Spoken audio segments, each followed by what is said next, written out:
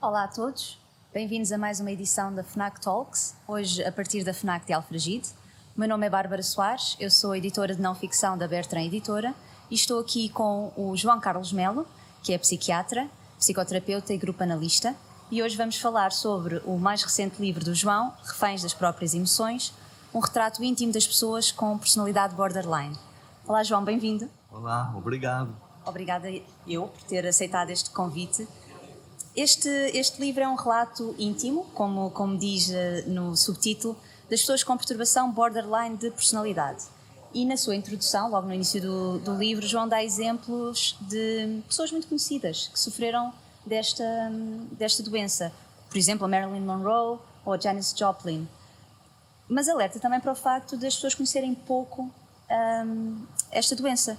Como é que descreveria, então, para quem está a ver, a perturbação borderline de personalidade?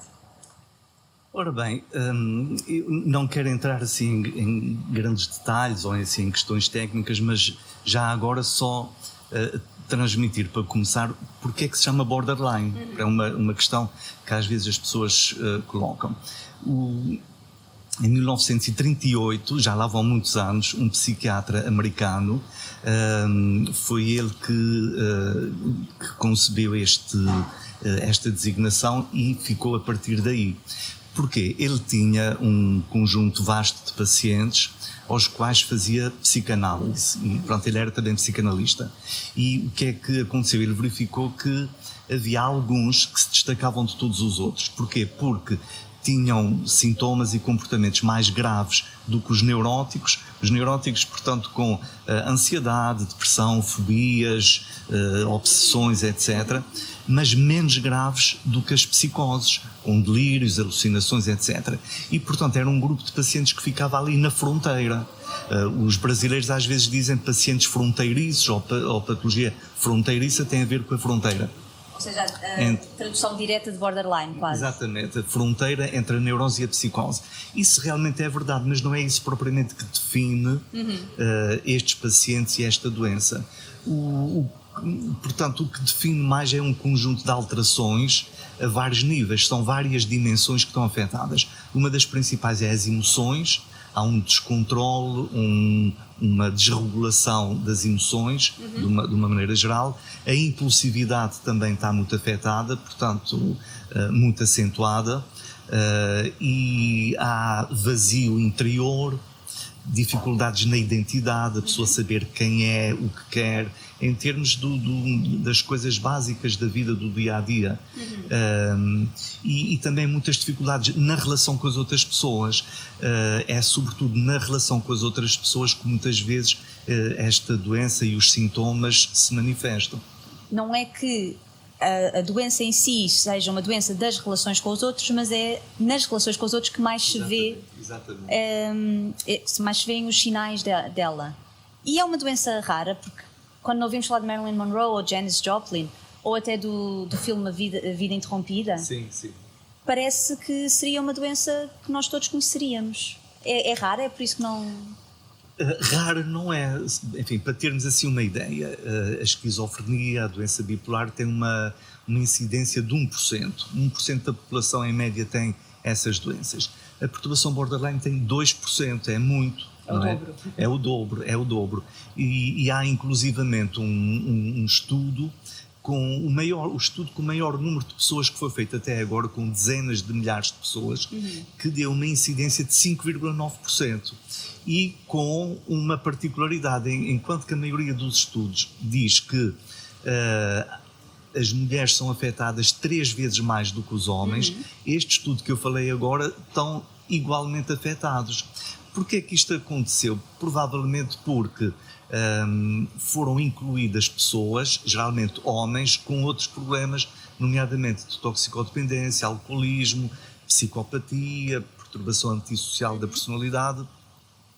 E a verdade é que esta doença muitas vezes não está sozinha, associa-se a outras como depressão, déficit de atenção com hiperatividade, problemas de ansiedade, consumos de substâncias, e às vezes tende-se a diagnosticar mais as outras do que propriamente esta. Mas esta está presente em muitos casos, é muito frequente.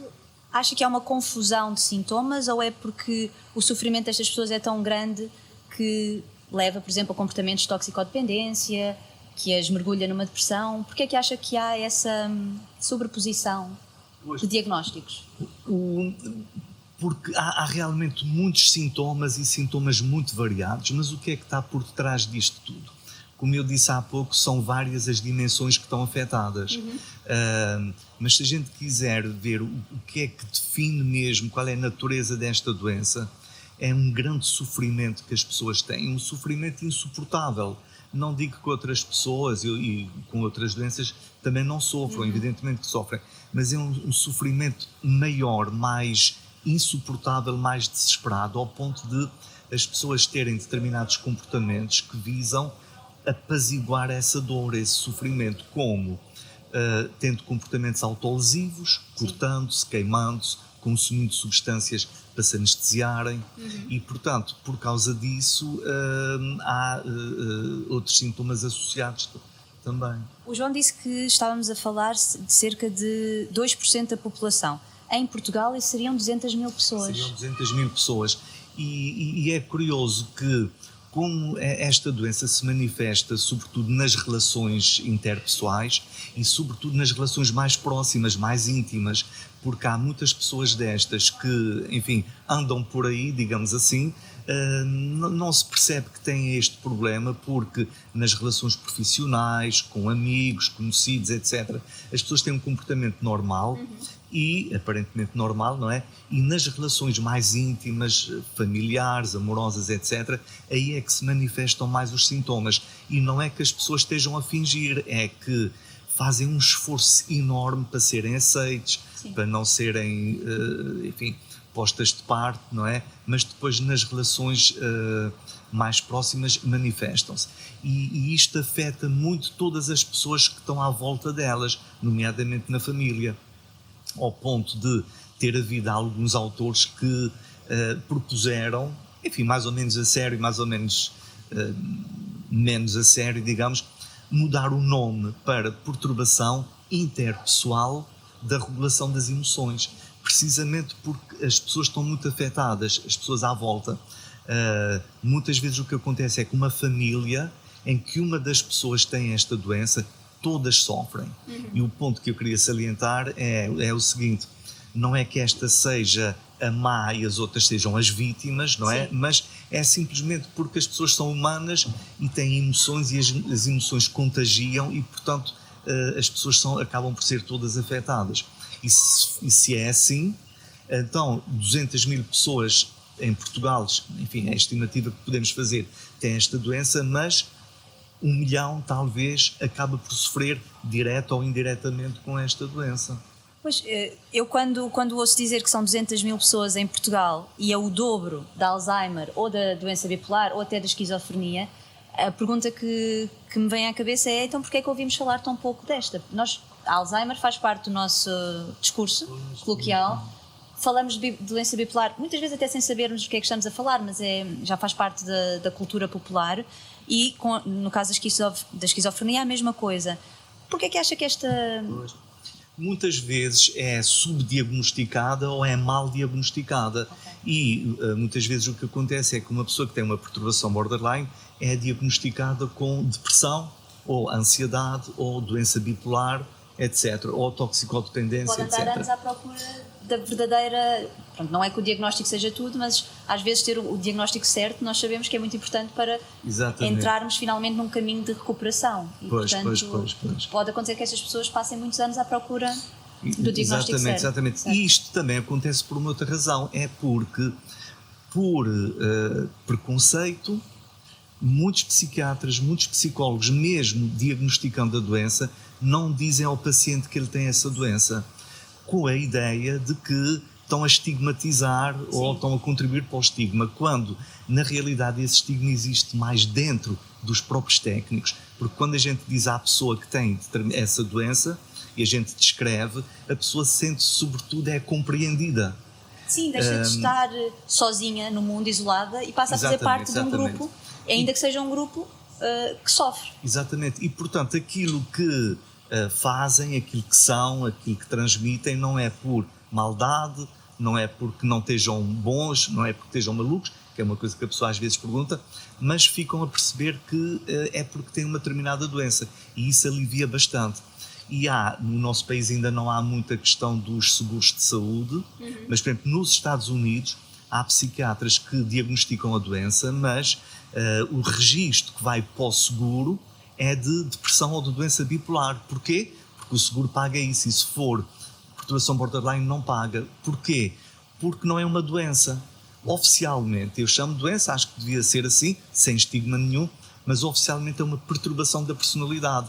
E perturbação da personalidade é uma designação que tem uma conotação muito negativa. Pois, porque imagino que a partir do momento em que nós dizemos que é da nossa personalidade, se faça, se assuma, embora não seja real, que não há nada a fazer, que somos assim para a vida e que... Exatamente.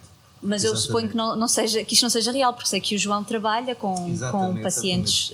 Há tratamento, há programas terapêuticos e, portanto, enfim, sendo que a principal e a primeira atitude terapêutica a ter, e que ajuda muito as pessoas, é não agravar mais os sintomas, não agravar os comportamentos, porque as atitudes que às vezes se têm para com estas pessoas, de invalidação, de não compreensão do sofrimento, por si sós provocam ou agravam os sintomas, a desregulação das emoções. Isso é uma coisa que eu gosto muito no seu livro, porque no final o João incluiu uma carta aos familiares e pessoas íntimas de quem tem a perturbação borderline de personalidade. E uma das coisas que diz é precisamente isso. São, antes além de estar escrita com imensa compaixão para com os familiares e as pessoas mais próximas, que muitas vezes têm um dever de cuidado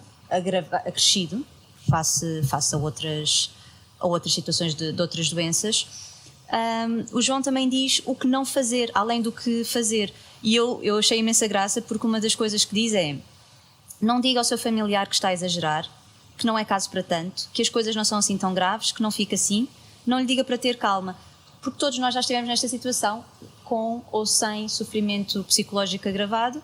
Já todos estivemos numa situação em que estamos nervosos e todos sabemos que dizerem-nos tem calma ou não te nervos é a pior coisa que nos podem fazer.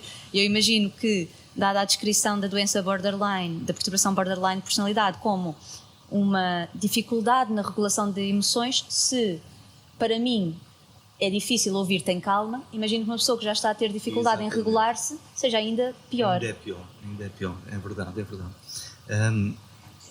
E porquê é que lhe veio já agora, em relação a esta carta para os familiares, porquê é que achou importante incluí-la? Eu no livro incluí essa carta e também um guia, um guia terapêutico para as próprias pessoas. Nós, enfim, na formação que temos, somos treinados não é que isto se diga diretamente, mas somos treinados a não dar respostas diretas.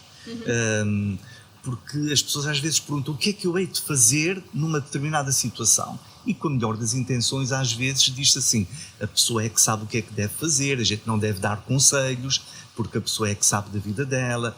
Mesmo quando as pessoas fazem determinadas perguntas, há uma ideia geral de que não devemos responder logo, para permitir que a pessoa por si só vá chegando às conclusões. Isso tem a sua razão de ser, é verdade, mas as pessoas precisam muito e pedem de uma forma desesperada: o que é que eu hei de fazer? Eu já percebi várias coisas, mas o que é que eu hei de fazer numa situação de crise? Sim. Quando eu estou em grande sofrimento, o que é que hei de fazer? E os familiares o que perguntam é: o que é que nós devemos de fazer para ajudar o nosso familiar? E os familiares queixam-se muito de que não são ouvidos, de que são vistos como os causadores, embora isso não seja dito diretamente, mas eles sentem esse olhar, essa atitude mais crítica, e portanto foi para dar resposta aos familiares e às próprias pessoas de uma forma muito direta, não é substituindo as próprias pessoas, mas ajudando, porque quando nós estamos muito aflitos, se alguém disser assim: não há problema se fizeres assim, ajuda, a pessoa aceita isto muito bem e precisa muito disto. Pois, e de facto a possibilidade de uma família sentir que a culpa lhe está a ser atribuída ou que o dedo lhe está a ser apontado não deve ajudar ninguém a melhorar, nem nenhuma situação a desenrolar-se corretamente, pelo melhor. Se eu quisesse aprender a reconhecer, digamos, os sinais de uma doença, de uma perturbação borderline da personalidade, mas sem o transformar numa caricatura, sem esse estigma que o João diz que muitas vezes vem associado à doença, a que é que eu deveria estar atenta?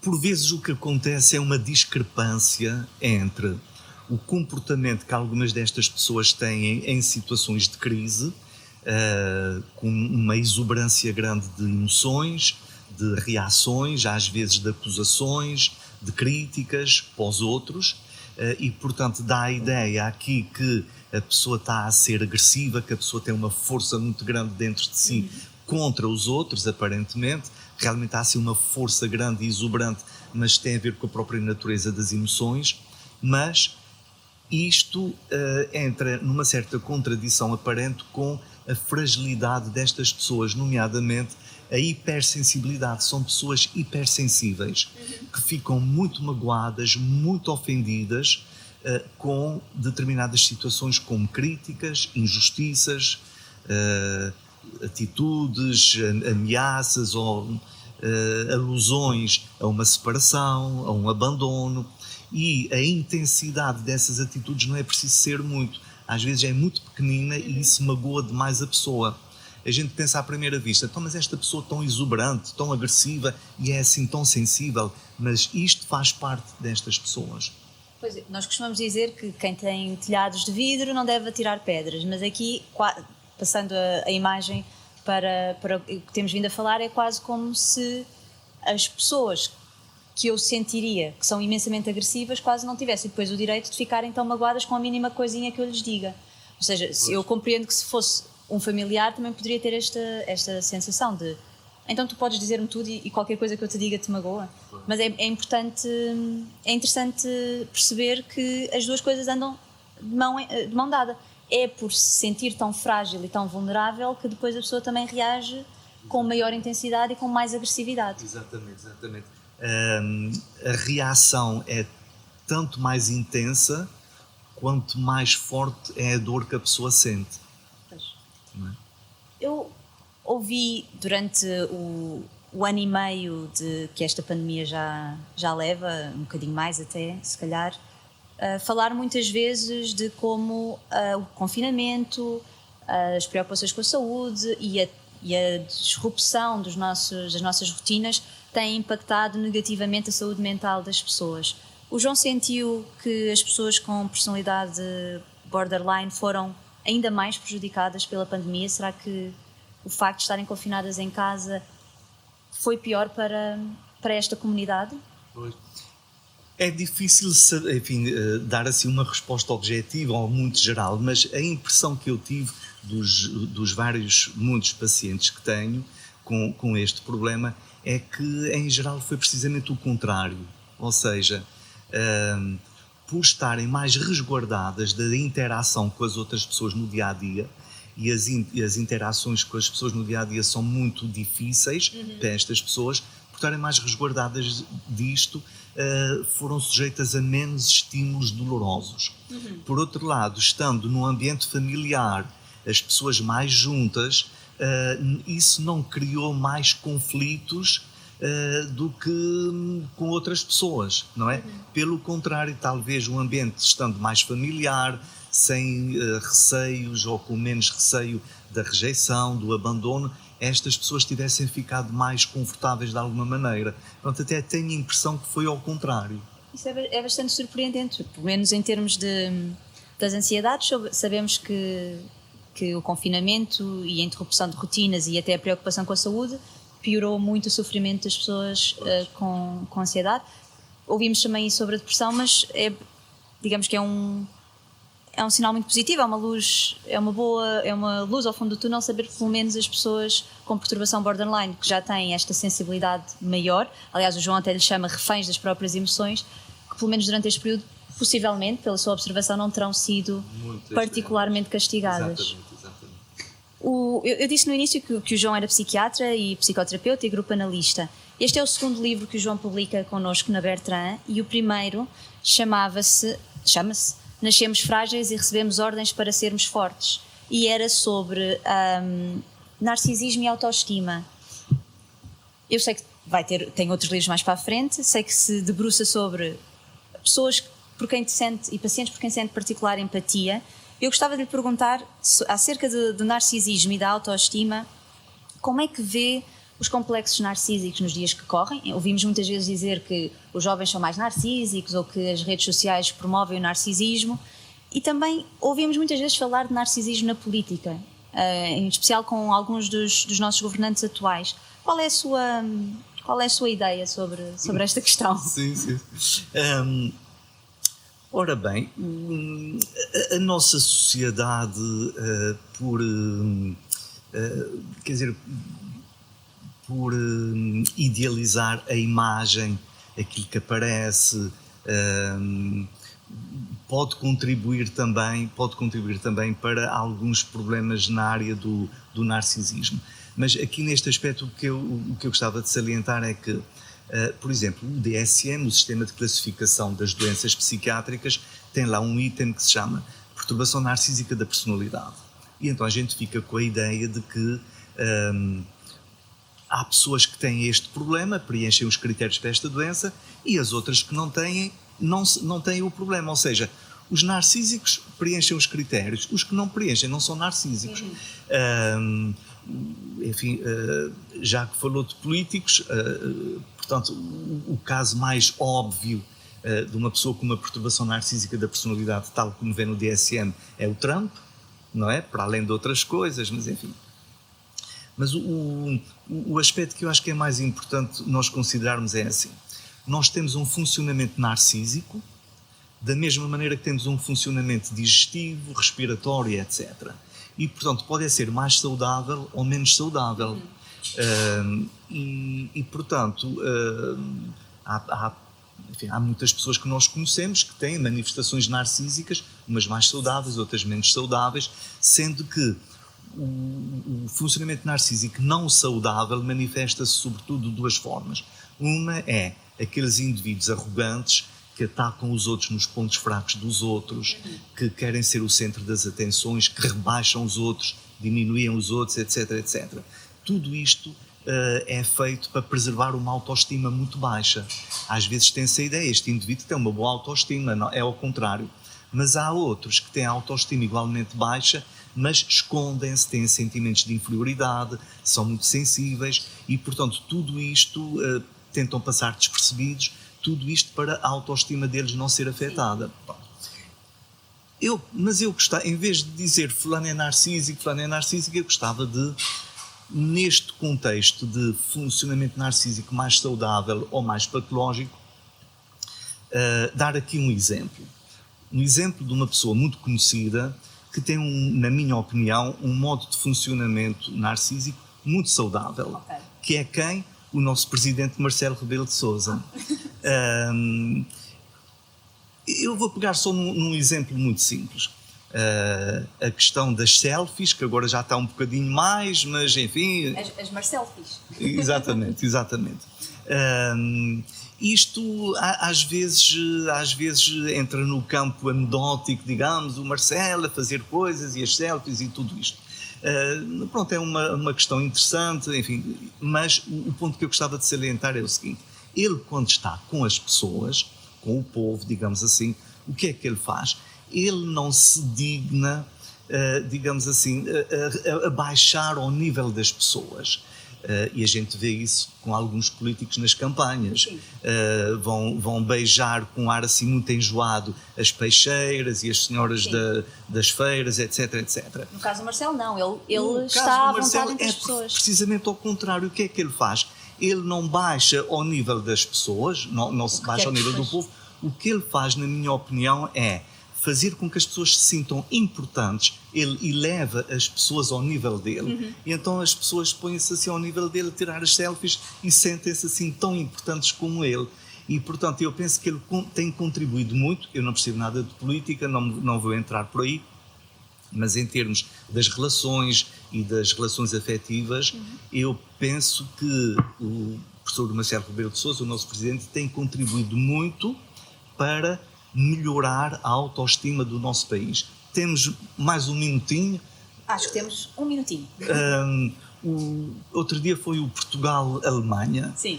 Os alemães, falando no futebol, é assim, são arrogantes e humildes. E nós não fomos humildes, nós somos bons ou não somos bons. Eu acho que o povo português ainda não definiu bem isso, ainda não decidiu bem isso. Okay. E, portanto, não temos uma autoestima muito boa, na minha opinião, mas o nosso presidente Marcelo Rebelo de Sousa tem contribuído para melhorar a autoestima do nosso povo. Ok. Gostei muito desse seu exemplo de um narcisismo positivo e que tem ganhos para toda a gente. Queria agradecer a todos os que estiveram connosco a assistir a esta conversa FNAC Talk. Quero agradecer também ao João e dei uma vista de olhos a este livro para ficarem a saber um pouco mais sobre personalidade borderline. Obrigada.